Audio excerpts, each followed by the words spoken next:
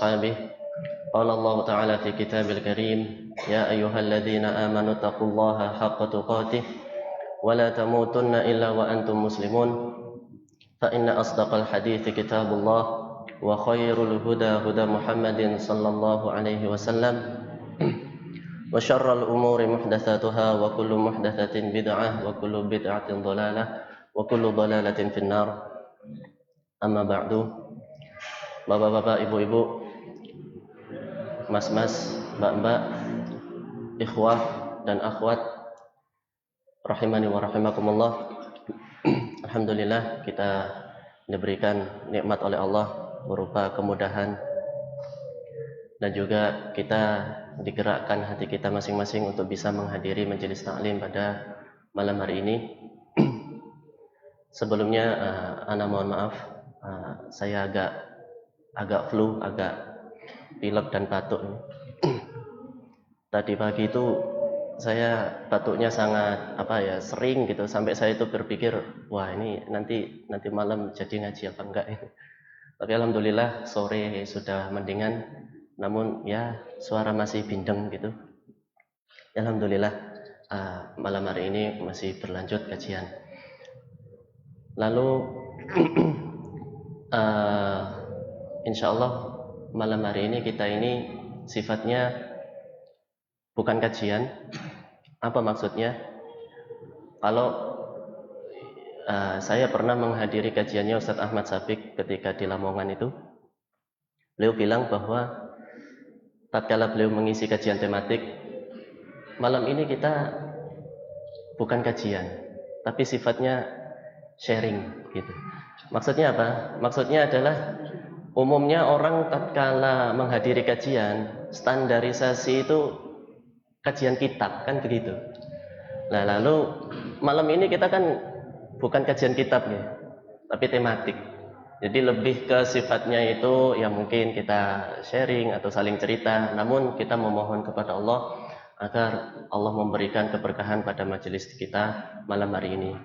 Allahumma alimna ma yanfa'una wanfa'na bima 'allamtana wa zidna 'ilman wa na'udzu billahi min 'ilmin la yanfa'.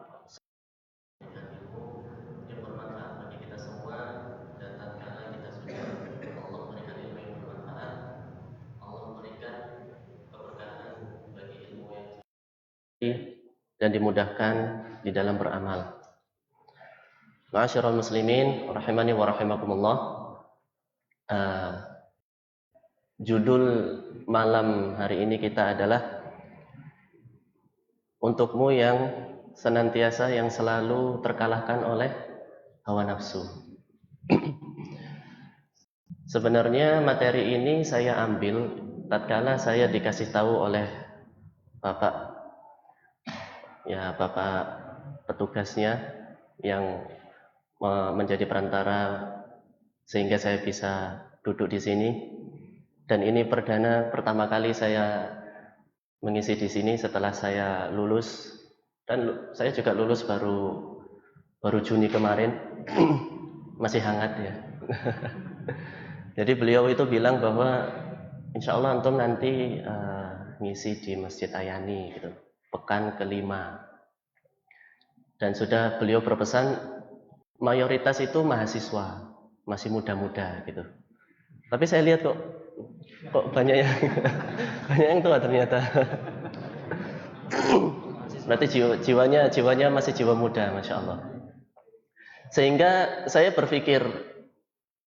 berpikirnya begini, ya Allah, mahasiswa di kampus, kita paham betul bahwa lingkungan kampus itu enggak seperti lingkungan pondok. Lingkungan kampus itu kan liar, enggak ada aturan, kholwat dan lain sebagainya. Sehingga apalagi masih mahasiswa, masih muda, gejolak syahwatnya masih memuncak. Sehingga saya berpikir zaman sekarang yang fitnah itu sudah sangat merajalela.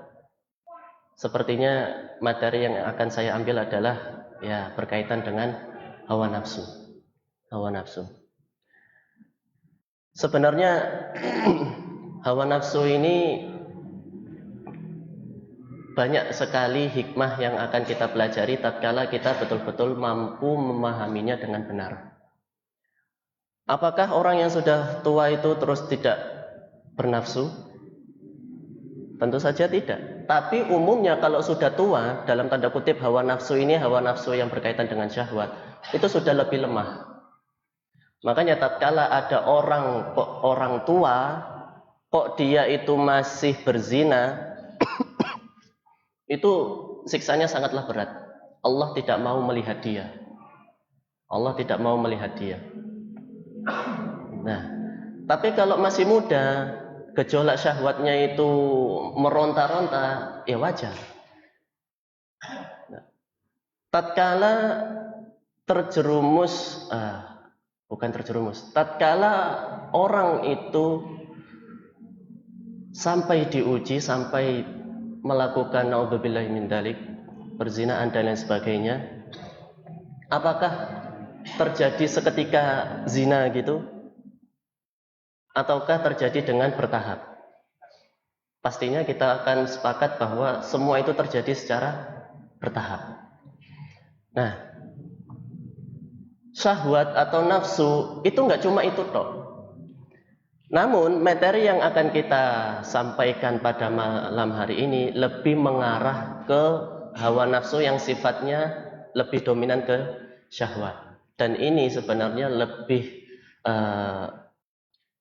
lebih diperuntukkan untuk Anda yang masih muda dan Anda yang masih mungkin muda, belum nikah dan lain sebagainya, sedang kuliah, lingkungan sangat liar, sehingga tatkala ingin terjaga sangat sulit sekali, mungkin seringkali khilaf, melakukan kesalahan, lalu akhirnya lama-lama stres, depresi, kok aku begini, kok aku, ya Allah, apakah tobat saya diterima, apakah saya ini pantas masuk surga, atau bagi dia yang memiliki mindset, kok Allah nggak adil terhadap saya ya, kok saya diciptakan seperti ini gitu, kok tega-teganya gitu.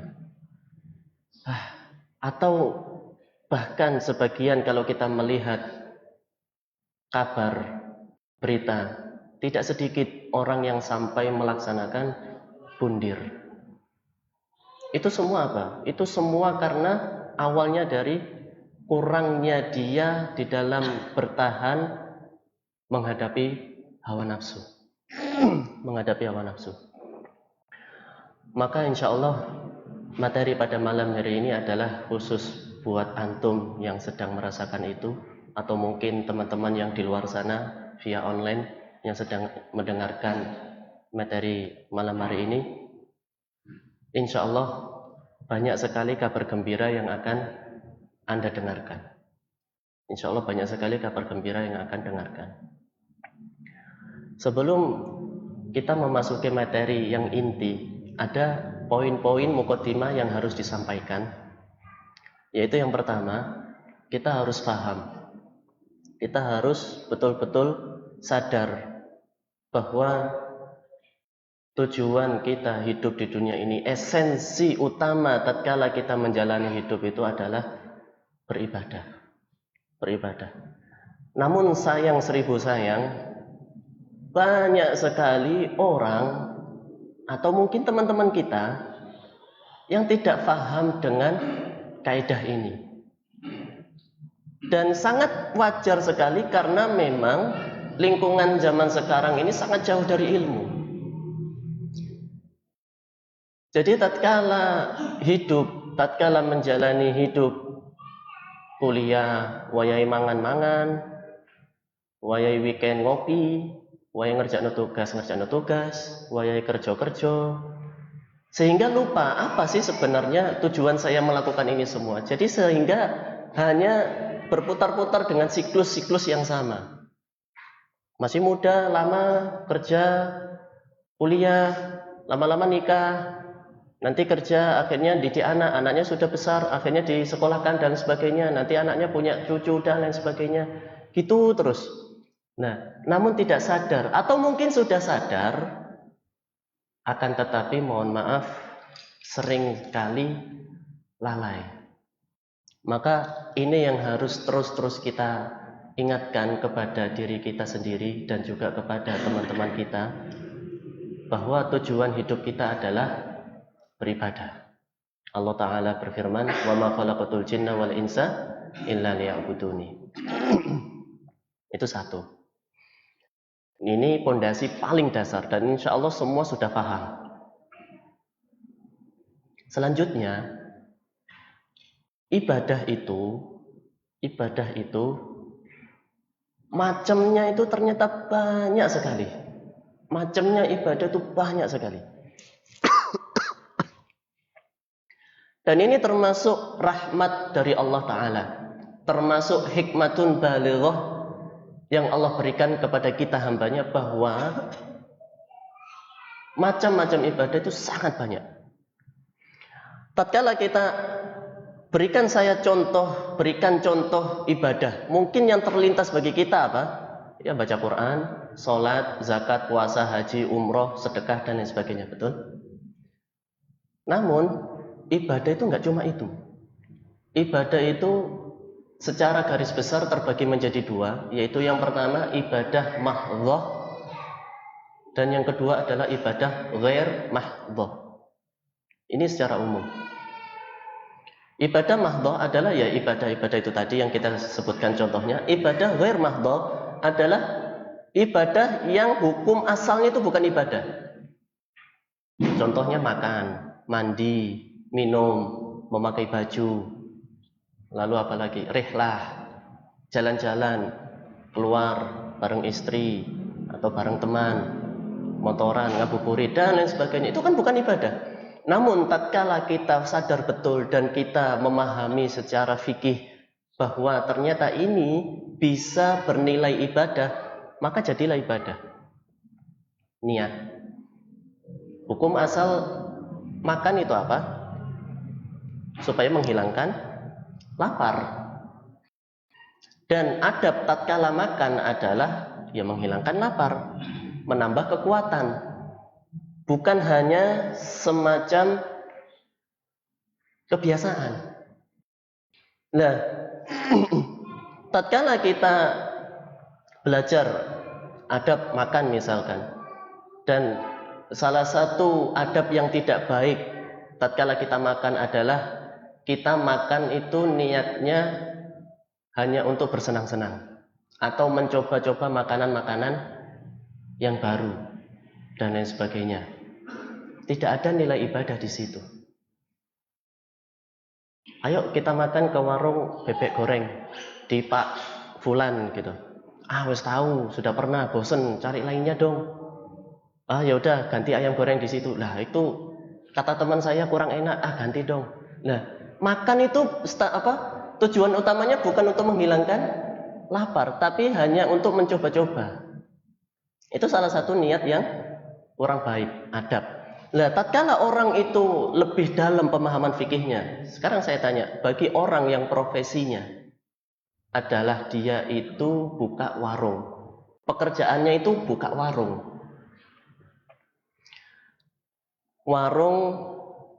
bebek goreng atau ayam goreng dan semisalnya, ingin membuat varian menu baru, misalkan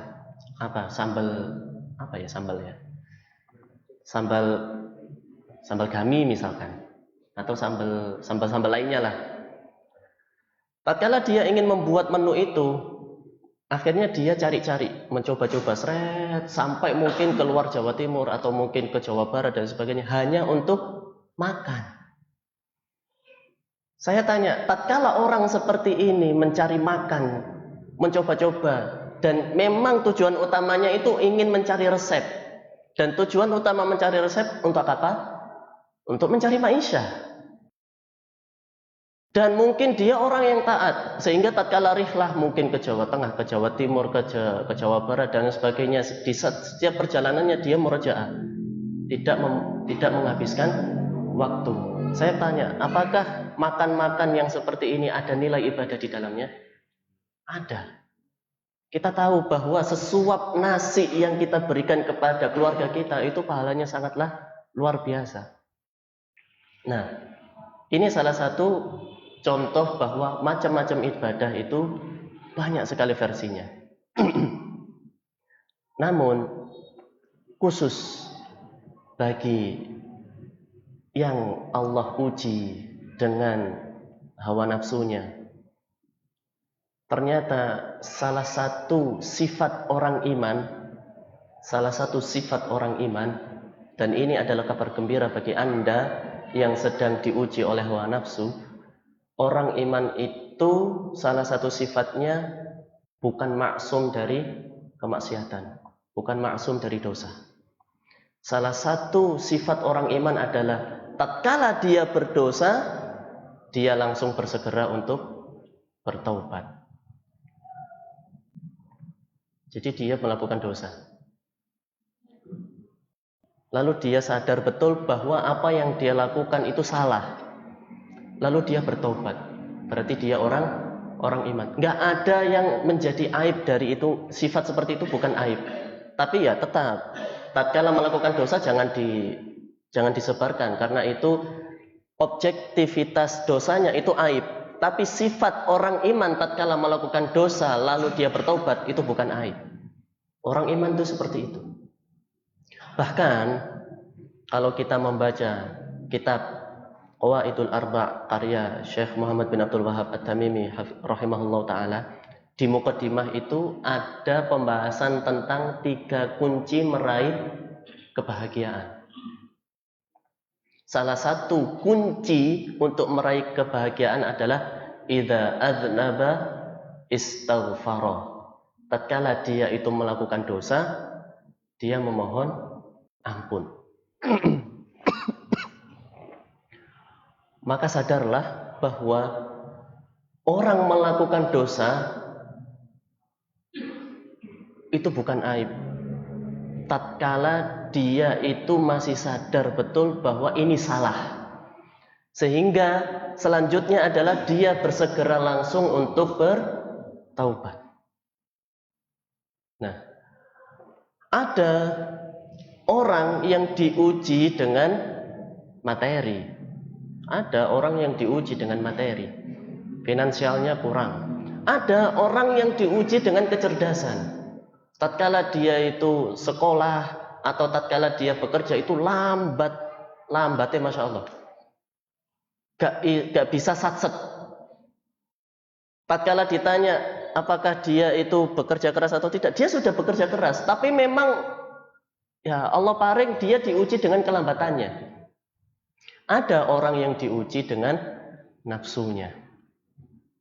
Nah, hal-hal yang semacam ini tatkala kita meyakini bahwa apa yang kita lakukan kemaksiatan itu adalah sebuah dosa, maka Anda masih selamat.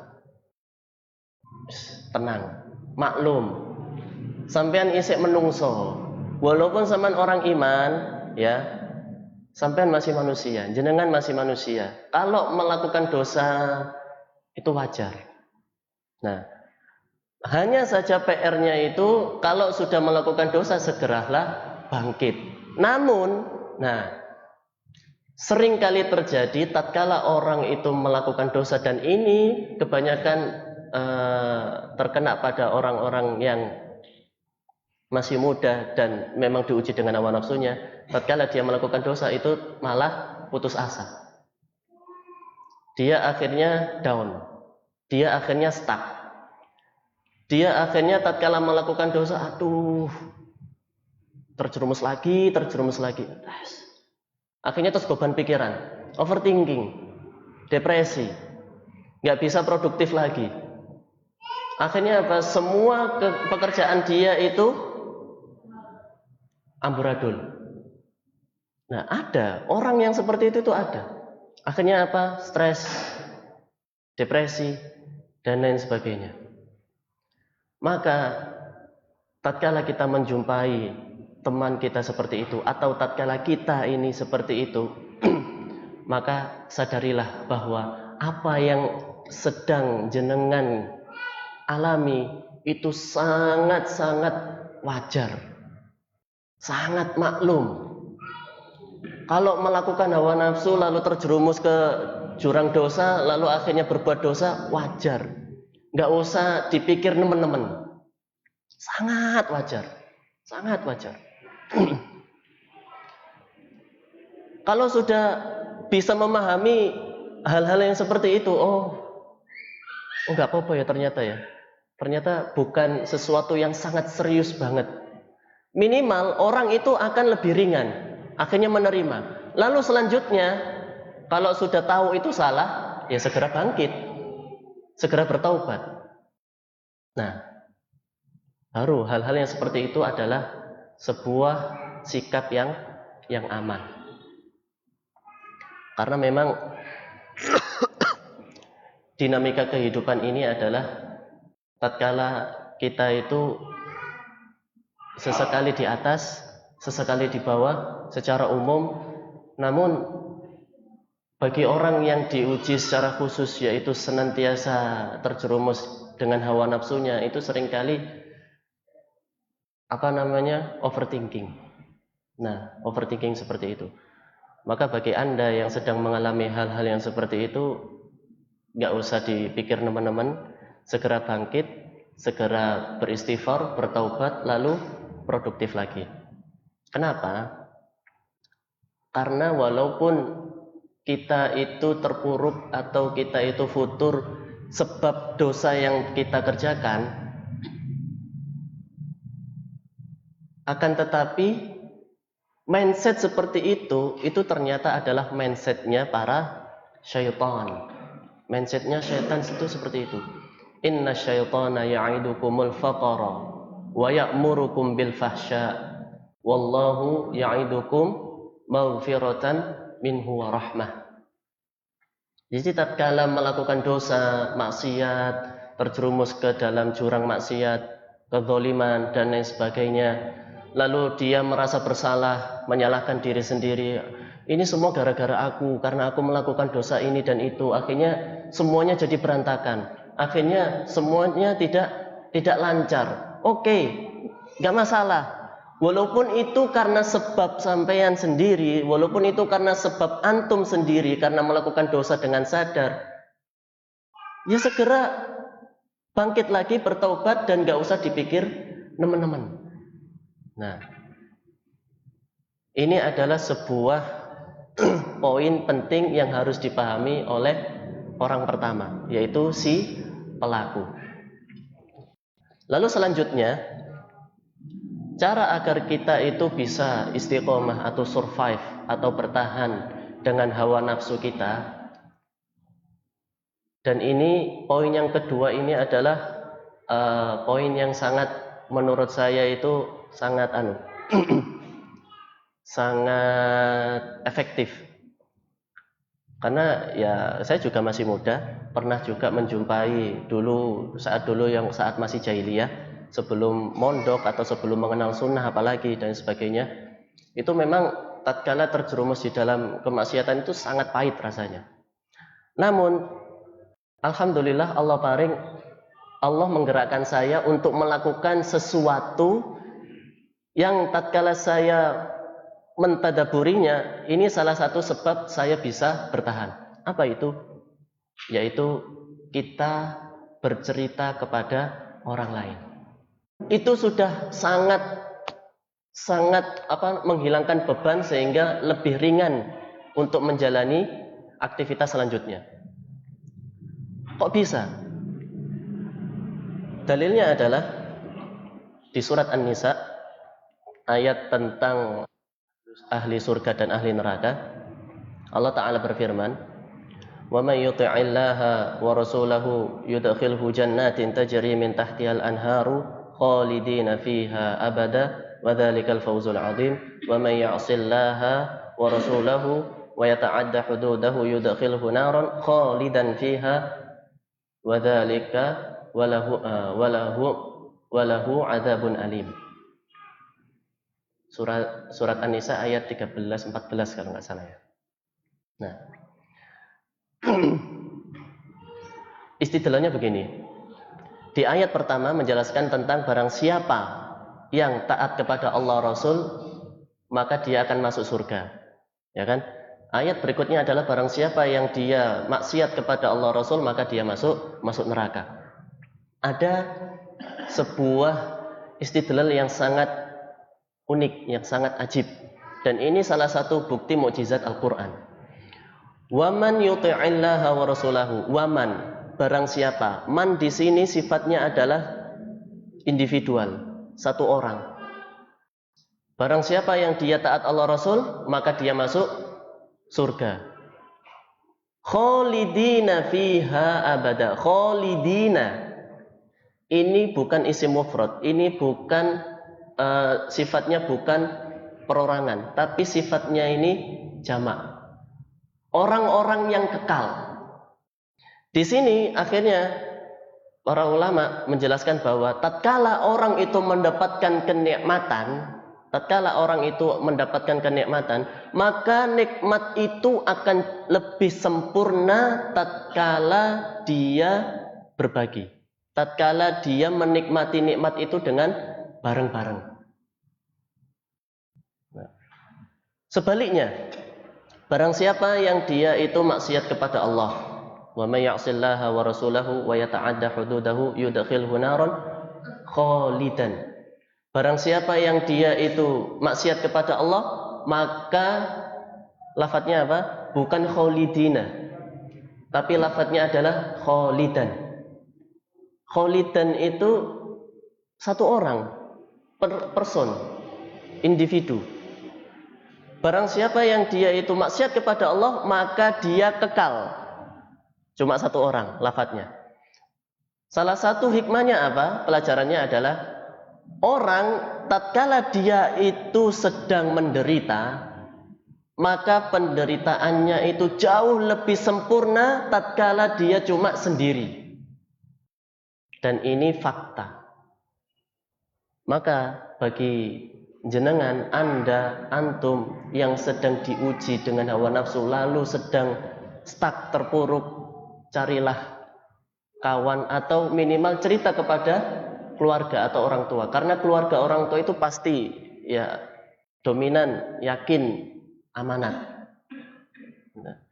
Orang kalau terpuruk atau mungkin kita lihatlah orang bisnis ditipu. Ada orang bisnisnya ditipu 100 juta misalkan. Aduh, pasti dia itu pusing atau mungkin stres dan lain sebagainya. Akhirnya dia mengajak temannya untuk ngopi. Ayo ngopi, aku stres aku. Aduh, kena tipu 100 juta. Oh iya dah. Lah aku malah ketipu 200 juta. Lah kok bodoh? Akhirnya apa? Dia ngopi, akhirnya sama-sama ketawa. Waduh, aku gini. Lalu yang satunya cerita gini. Padahal dia itu sama-sama terpuruk, sama-sama diuji, sama-sama terjerumus di dalam ujian. Tapi ketika dipertemukan dengan orang yang sama-sama diuji, itu bisa bahagia. Dan ini sudah jiwa atau nafsu yang sudah disetting oleh Allah. Tatkala kita itu merasakan stres, tatkala kita merasakan depresi atau beban pikiran atau minimal ceritalah. Cerita. Hanya saja ceritanya itu kita harus pilih-pilih. Nah, ini poin yang kedua. Dan kalau masih belum menemukan orang yang sesuai untuk mengutarakan keluh kesahnya, ceritanya, ya sabar, doa, minta sama Allah. Karena ternyata tatkala kita bercerita pun itu akan ada momen, akan ada fase di mana kita itu saking capeknya tatkala kita itu cerita, lalu dia itu tidak bisa memahami apa yang kita rasakan, kita malah sakit hati. Nah, kita itu malah sakit hati. Akan ada fase seperti itu. Awalnya kita itu harus bercerita agar apa? Agar kita itu minimal membuanglah sampah-sampah beban yang ada di pikiran kita itu sehingga plong. Tapi akan ada suatu momen tatkala kita cerita, kok dia betul-betul nggak bisa memahami apa yang kita rasakan, kita itu malah sakit hati. Nah, maka dari itu ketahuilah bahwa Allah lah yang betul-betul memahami kondisi kita. Allah itu jauh lebih mengetahui apa yang kita butuhkan daripada kita sendiri. Nah, kalau sudah begitu, apa sikap atau langkah yang kita ambil? Ya kita curhat atau cerita kepada Allah. Ya Allah, kok begini rasanya ya. Aduh, saya sangat memohon ampunanmu ya Allah. Saya sudah melakukan ini berkali-kali. Rasanya saya tidak pantas untuk mendapatkan surgamu dan lain sebagainya. Udah pokoknya cerita saja. Cerita kepada Allah. Dan termasuk juga ceritakan, sampaikan bahwa ya Allah, berikanlah saya paling tidak satu orang saja yang bisa saya jadikan teman untuk bercerita. Nah, ini poin yang kedua, agar kita itu bisa istiqomah dan survive dengan kondisi kita yang senantiasa dikalahkan oleh hawa nafsu. Nah, poin yang ketiga tentang hal ini adalah berkaitan dengan iman. Berkaitan dengan iman. Lebih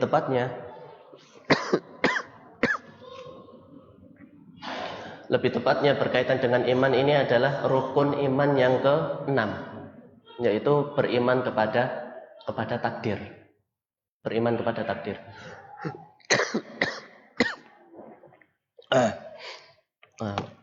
Mohon maaf ya.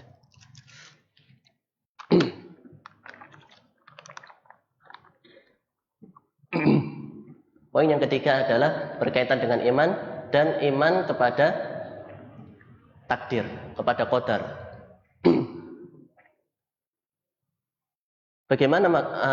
Bagaimana cara memahami poin yang ketiga ini? Yaitu kita harus paham betul bahwa banyak sekali manusia tatkala memahami takdir itu salah. Bahkan seringkali malah menyalahkan takdir. Seringkali menyalahkan takdir. Ketahuilah bahwa tatkala kita itu sudah belajar cara memahami takdir dengan benar, maka selanjutnya tatkala kita menjalani hidup itu jauh lebih nikmat, jauh lebih plong, jauh lebih ringan. Nah, sekarang pertanyaannya, bagaimana cara kita memahami takdir dengan benar? Nah, takdir itu ada 4 rukun yang harus kita pahami dan harus urut. Takdir itu ada 4 rukun dan kita memahaminya itu harus urut. Dan takdir atau qadar itu kaitannya dengan iman, bukan kaitannya dengan amal, ya. Kaitannya dengan amalan hati atau iman, bukan kaitannya dengan amal. Maksudnya apa? Tatkala kita itu ingin beramal dengan amalan yang sifatnya itu mustakbal, yaitu sifatnya itu yang masa depan, kita tidak bisa berhujah dengan takdir.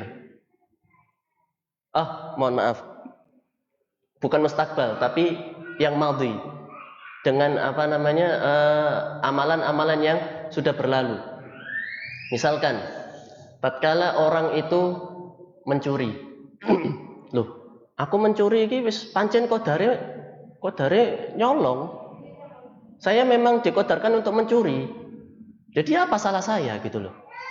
Saya tidak sholat, itu memang saya ditakdirkan untuk tidak sholat. Saya di waktu Ramadan ini nggak puasa, ya karena memang takdir yang menjadikan saya nggak puasa. Lah, takdir itu tidak bisa dikaitkan dengan amal. Tapi takdir itu kaitannya dengan iman. Dengan iman. Nah, rukun yang pertama adalah al-ilmu, yaitu mengetahui. Maksudnya apa al-ilmu?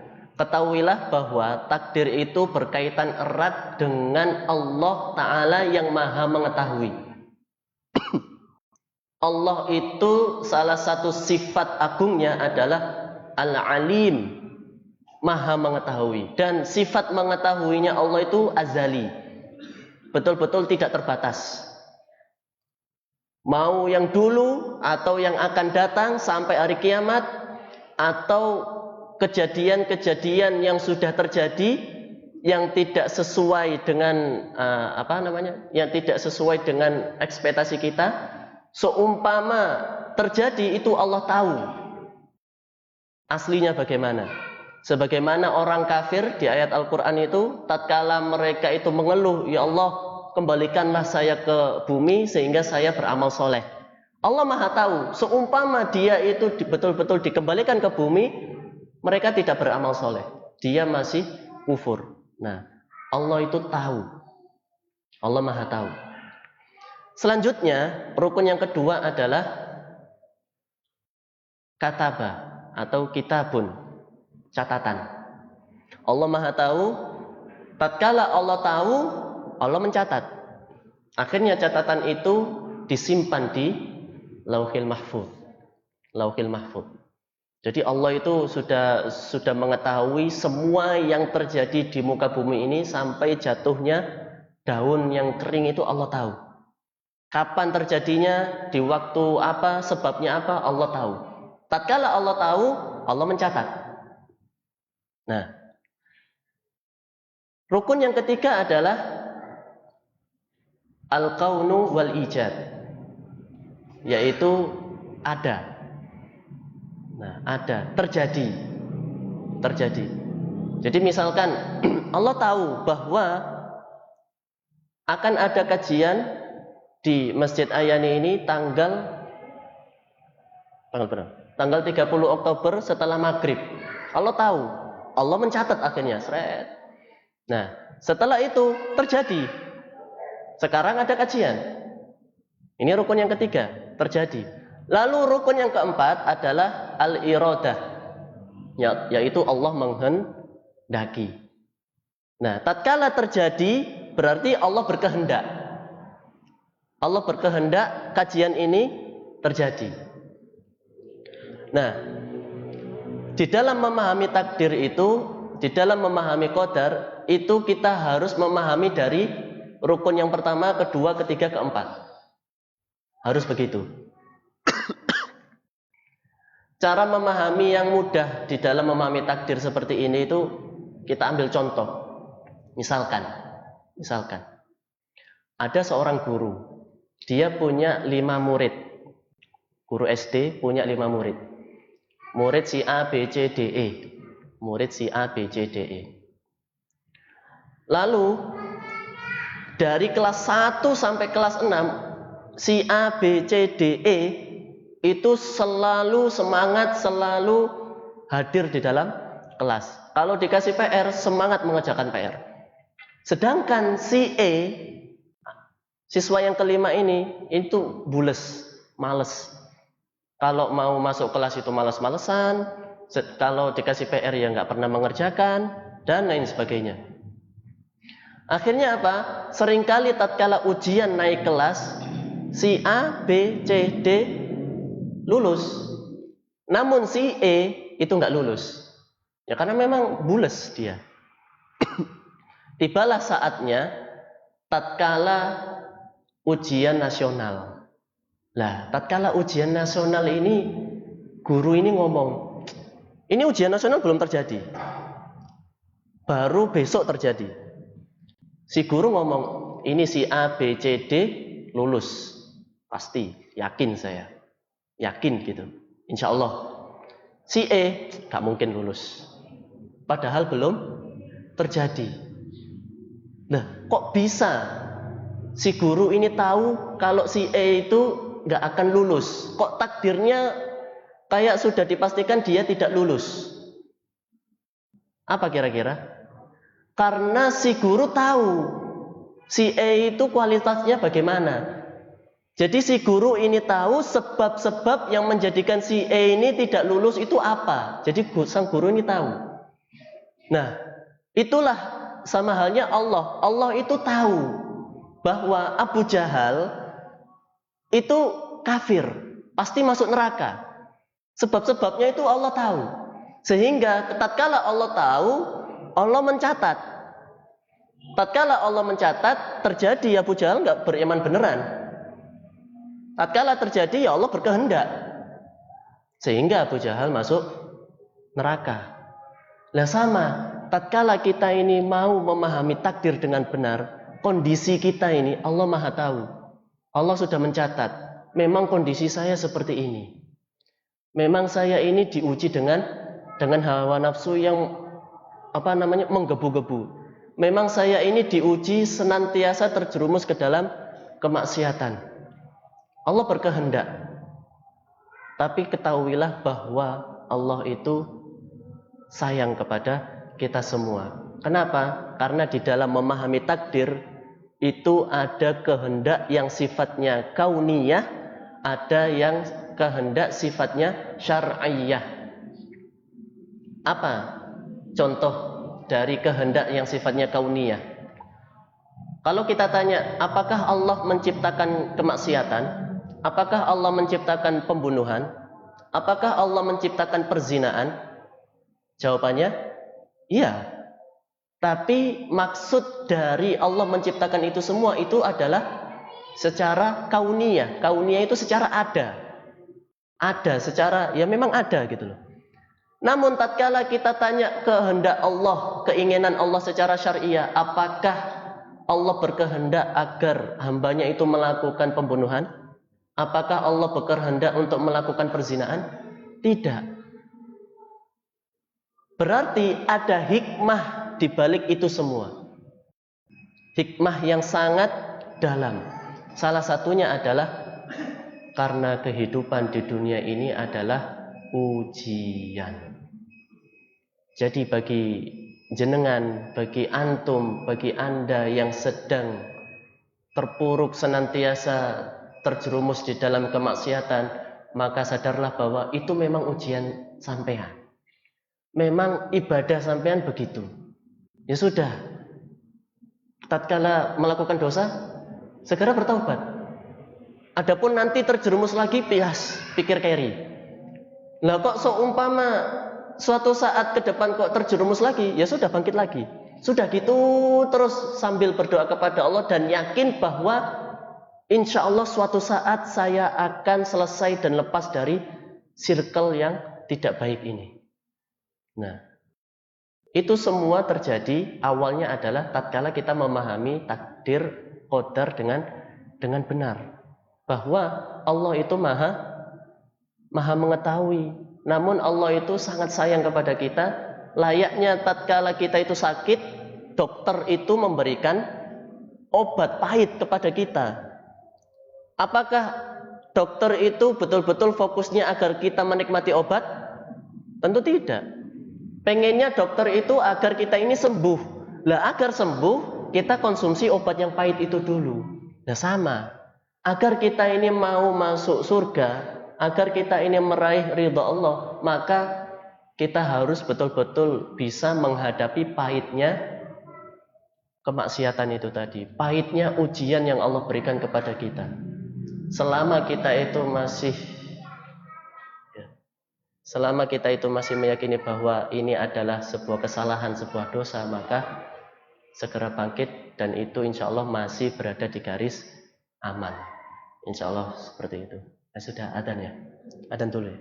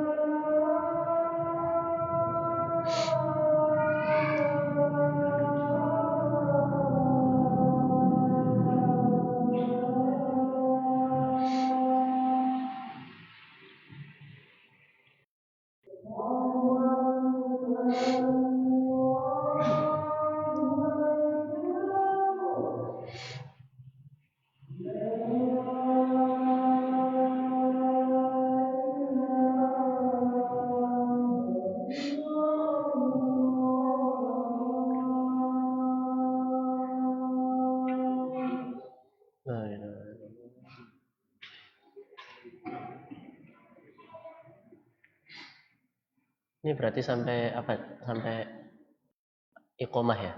Selesai ya? Oh, tayyib. Saya cepatkan saja. Poin yang terakhir, dan ini poin yang sangat menjadi kabar gembira bagi yang dia itu seringkali diuji dengan senantiasa terjerumus dalam maksiat, yaitu sabda Rasulullah SAW riwayat Anas bin Malik, dan ini disahihkan oleh Syekh Albani rahimahullah taala.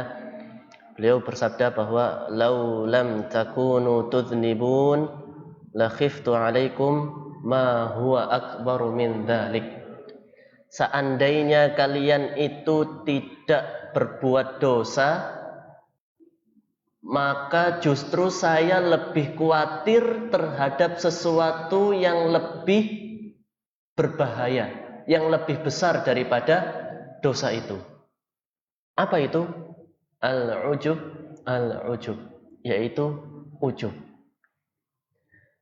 Ada juga hadis lain yang berbunyi, lau lam tudhnibu la dhahaballahu bikum wa jaa biqaumin yudhnibun fayastaghfiruna faghfarallahu lahum.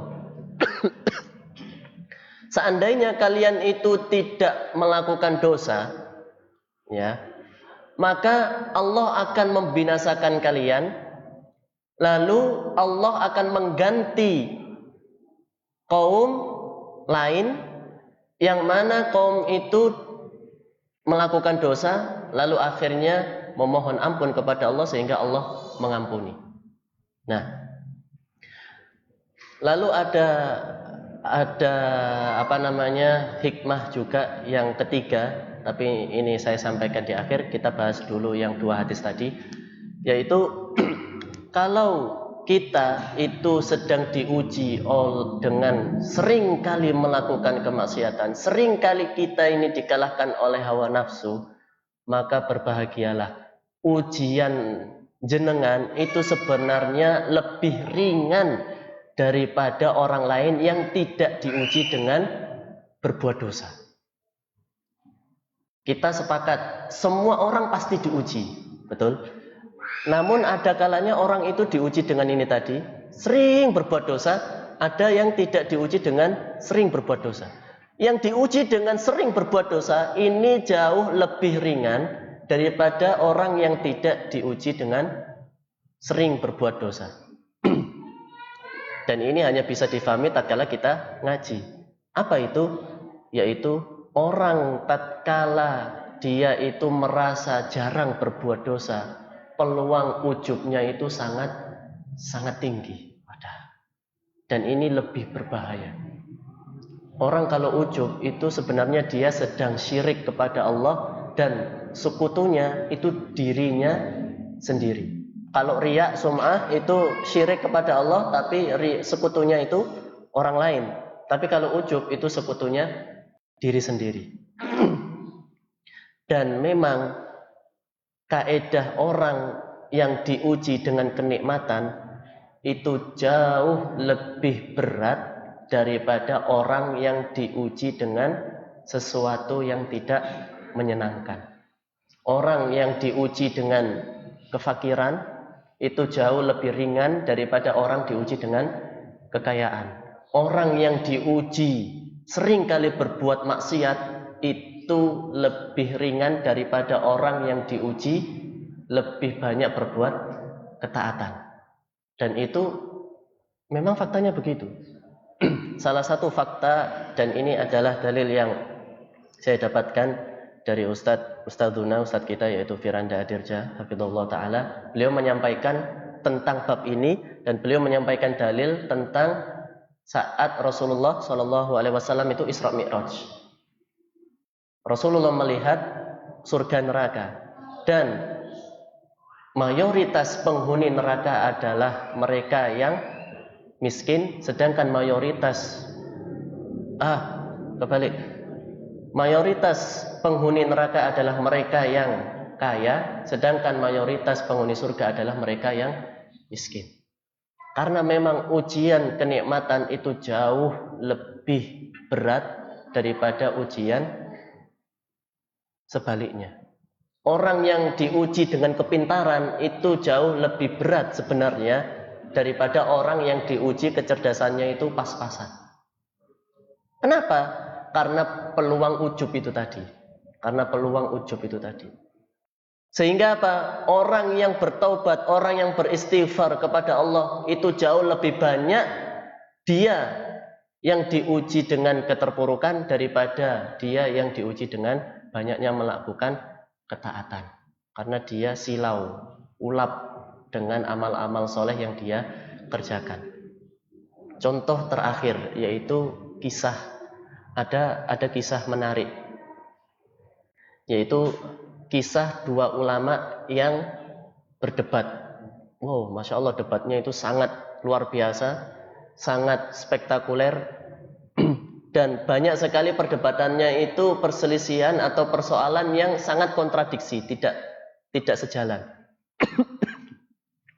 Yaitu perdebatannya Ibnu Hazm Al-Andalusi yang bermadhab Al-Zahiri dengan Abul Walid Al-Baji yang bermadhab Maliki. Dan kedua ulama ini statusnya itu jomplang. Ibnu Hazm itu kaya raya, dan memang beliau itu masya Allah kaya raya dan penguasa, menteri, luar biasa pokoknya. Sedangkan Abdul Walid itu miskin dan profesinya itu kalau di zaman sekarang itu security, mungkin satpam lah dan sebagainya. Tatkala debat ilmiah, bukan debat kusir, itu masya Allah luar biasa, dan di endingnya itu selalu happy ending. Endingnya itu selalu indah. Abdul Walid yang mana dia itu profesinya satpam dan memang miskin, itu bilang kepada Ibnu Hazm, ma'dzirati fa innahu aktsaru mutala'ati ala sirajil harras. Wahai Ibnu Hazm, sepurane yo. Kalau seumpama tadi itu debat ada yang salah, ada yang khilaf, ngapunten akeh-akeh. Kenapa? Karena saya itu tatkala sedang murojaah, sedang belajar baca kitab, itu hanya ada remang-remang lampu yang sangat minim, lampu yang sangat sedikit sekali.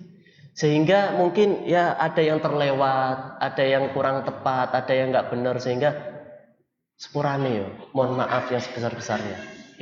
Abdul Walid Al-Baji ngomong begitu kepada Ibnu Hazm. Lah, Ibnu Hazm itu juga merespon, ma'dzirati fa innahu aktsaru mutala'ati ala manabiridz dzahabi wal fiddah. Loh, jangan salah. Saya juga minta maaf kepada antum. Kenapa? Karena tatkala saya itu sedang mutola'ah, tatkala saya itu sedang murojaah, saya itu murojaahnya di atas mimbar-mimbar emas dan perak. Dan tatkala belajar dengan fasilitas yang memadai, itu lebih sulit fokusnya daripada minim fasilitas. Dan ini sudah ijma', bukan ijma' ulama, ijma' semua manusia seperti itu. Para sahabat pun tatkala berkomentar tentang ujian di zaman Rasulullah SAW dibandingkan dengan di zamannya Umar, itu lebih berat di zamannya Umar. Karena di zaman Umar Islam jaya, emas, perak itu didapatkan, dan itu jauh lebih sulit untuk istiqomah dibandingkan tatkala keadaan minim fasilitas. Abdul Walid Al-Baji tatkala berhujjah, hujahnya dengan apa? Dengan fisik, dengan material. Sedangkan Ibnu Hazm itu hujahnya dengan apa? Dengan psikis. Dengan psikis. Maka dari itu, bagi kita yang diuji sering melakukan dosa, sering terkalahkan oleh hawa nafsu, itu masih mending sebenarnya daripada kita ini diuji dengan sering melakukan ketaatan. Kita terus, kajian nonstop, gak pernah absen. Dibandingkan dengan yang ketika kajian itu sulit, mau kajian itu males, berat gitu. Ujubnya itu jauh lebih besar yang sering datang kajian. Minimal ketika dia tidak bisa mengontrol hawa nafsunya, dia akan memandang sebelah mata temannya yang jarang menghadiri kajian. Awakmu itu loh, kita ini masih butuh ilmu. Kamu itu masih dimarahin dan lain sebagainya. Merasa dia itu paling bertakwa. Karena apa? Sering mendatangi kajian. Secara tidak langsung dia ujub dengan dirinya sendiri. Dan ini bukan masalah menjustifikasi, bukan. Ini tentang peringatan, tentang nasihat. Bukan berarti yang sering mendatangi kajian pasti ujub, enggak. Bukan itu poinnya. Tapi poinnya adalah peluang tatkala kita itu fokusnya kepada Allah, fokusnya akhirat. Secara ilmu sebenarnya ujian bagi dia yang sering lebih mendominasi melakukan ketaatan, itu sebenarnya jauh lebih berat daripada yang diuji sering melakukan dosa. Dan ini kalau saya bilang, ini adalah kabar gembira bagi Anda, bagi kita yang sedang diuji seringkali melakukan dosa. Tapi bukan jadi pembenaran juga. Jangan sampai kita bermindset, gak apa-apa berarti melakukan dosa, yang penting aku engkau taubat. Bukan gitu juga. Poinnya bukan itu. Poinnya ini adalah sebuah motivasi, sebuah busyra, kabar gembira. Poinnya ini bukan kok menjadikan dalil pembenaran, bukan. Maka dari itu bagi kita semua, kalau sudah membahas tentang hal ini, rasanya kita ini menjadi orang yang sangat tidak bisa berkutik, sangat tidak bisa melakukan apapun kalau Allah itu tidak menolong kita. Kita kalau sudah membahas hal-hal seperti ini tuh rasanya kita ini hamba Allah yang sangat lemah sekali. Ya Allah, ternyata walaupun saya itu sudah rutin membaca Al-Quran, wirid 1 juz minimal 1 hari, kajian rutin setiap hari, ternyata tidak menjadikan saya ini selamat ya. Masih banyak sekali peluang-peluang yang menjadikan saya ini terjerumus ke dalam neraka. Ujub, riya, pamer, dan itu semua penyakit hati. Itu semua kalau kita tidak meminta kepada Allah untuk dijaga, kita tidak akan bisa terjaga. Dan di sisi lain, bagi yang diuji dengan kemaksiatan, diuji dengan masih berat melakukan ketaatan, ya terus istiqomahlah, terus husnudzon kepada Allah, terus berdoa kepada Allah, karena itu pun juga ibadah kepada Allah. Salah satu ibadah adalah kita memohon ampun kepada Allah.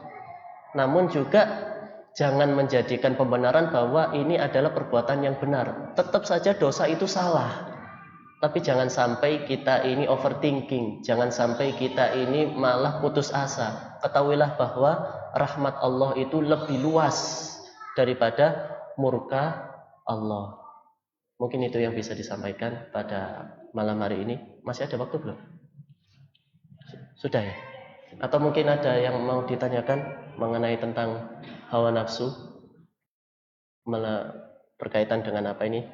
Ya sharing sebenarnya, bukan kajian kitab ini. Nggih. Pripun, Pak?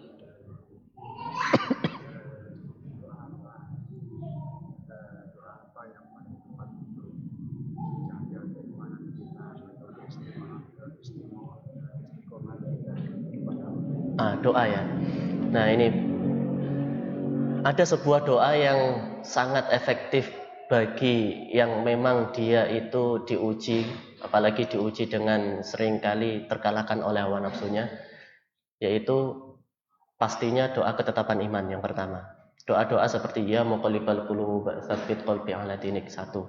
Lalu yang kedua, Allahumma ati nafsi taqwaha, ya Allah berikanlah jiwaku, diriku taqwaha, ketakwaannya diri. Allahumma ati nafsi taqwaha wa zakkiha, dan bersihkanlah, anta khairu man zakkaha anta waliyuha wa maulaha. Itu dua. Lalu yang ketiga, dan ini adalah salah satu doa zikir pagi petang, yaitu ya hayyu ya qayyum bi rahmatika astaghits aslih li sya'ni.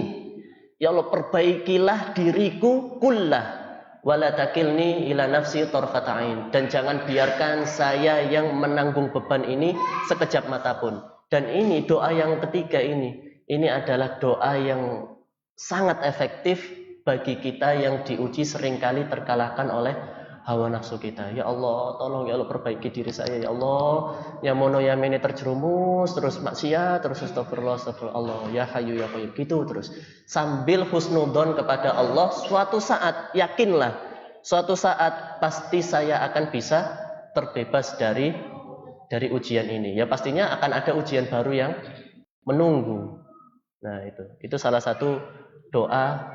Sebenarnya banyak sekali doa-doa, namun ini adalah salah satu doa yang sangat efektif untuk dijadikan zikir setiap hari, terutama wirid pagi petang, terutama tatkala ya kita sedang mengalami stuck, tidak bisa produktif, tidak bisa beraktivitas dengan baik, ya kita berdoa seperti itu. Ya hayyu ya qayyum bi rahmatika astaghits, ya Allah saya betul-betul memohon pertolonganmu ya Allah. Nah, mungkin itu untuk berkaitan dengan doa. Apalagi yang masih muda-muda itu, yang masih mahasiswa-mahasiswa, ya dikejar deadline skripsi, ujian dan sebagainya. Ya Allah, bi rahmatika astaghits aslih li sya'ni kullah, ya Allah saya tidak sempat belajar. Besok ya Allah tolonglah saya saat mengerjakan ujian. Wah, macam-macam lah. Nah, itu doa sangat manjur sekali insyaallah. Mungkin itu ya tentang untuk pertemuan perdana pada malam hari ini. Kurang dan lebihnya saya mohon maaf yang sebesar-besarnya. Subhanakallahumma wa bihamdik asyhadu an la ilaha illa anta astaghfiruka wa atubu ilaik. Assalamualaikum warahmatullahi wabarakatuh.